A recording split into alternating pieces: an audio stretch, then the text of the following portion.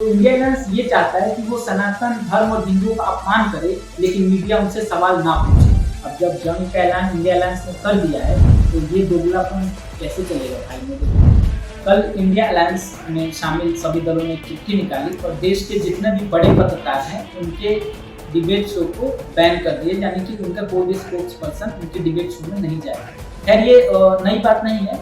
पत्रकारों का दमन, लोकतांत्रिक संस्थाओं का दमन कांग्रेस की पुरानी नीति रही है।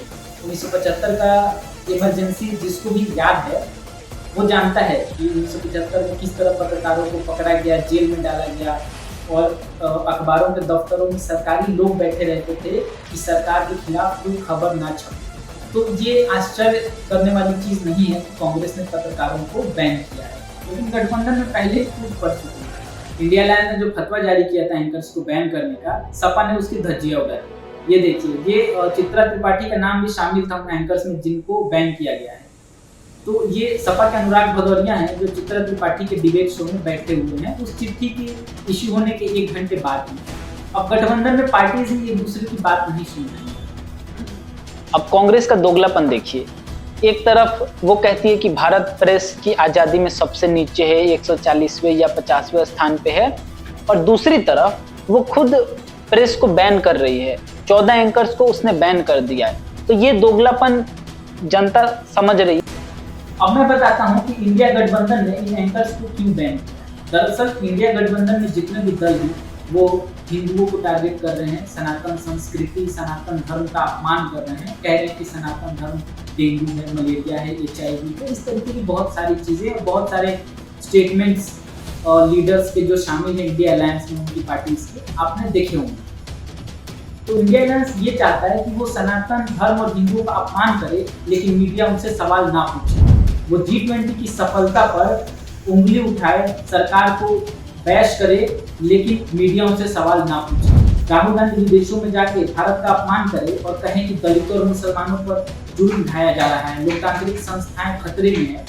इस पर कांग्रेस और अलायंस चाहती है कि मीडिया सवाल ना पूछे। भारत ने G20 जैसा मेगा इवेंट होस्ट किया है, उस पर अपोजिशन सरकार को बदनाम कर दे कि आपने अच्छे से नहीं किया, ये किया, वो किया। जब कुछ नहीं होता है तो ऐसा ही होता है।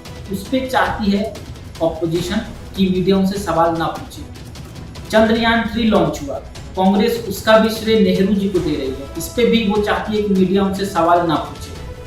कांग्रेस और बाकी सभी दल लगातार हिंदुओं का अपमान कर रहे हैं, हिंदू सेंटिमेंट्स को बैश कर रहे हैं। उस पर भी चाहती है कि मीडिया उनसे सवाल ना पूछे।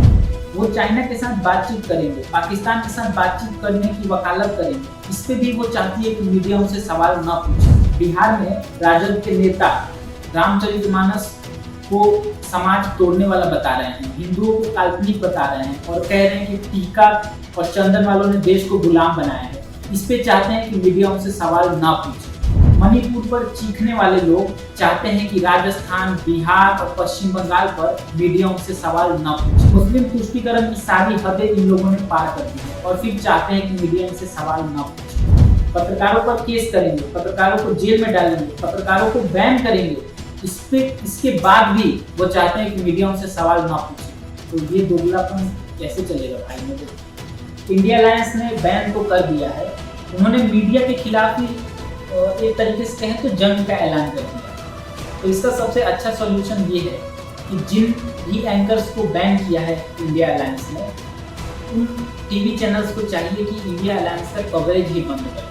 अब जब जंग का ऐलान इंडिया अलायंस ने कर दिया है, मीडिया हाउस को भी चाहिए कि भाई जब 1 to 1 की बात है, लड़ाई लड़नी है, तुम उसको बैन करो और वो तुमको बैन करे। तो भाई अब मीडिया हाउस को भी चाहिए कि जो भी बैन हुआ है उस लिस्ट में है, उन टीवी चैनल्स को चाहिए कि इंडिया अलायंस का कवरेज बंद कर दो। इस चीज़ का सबसे अच्छा सोल्यूशन यही है।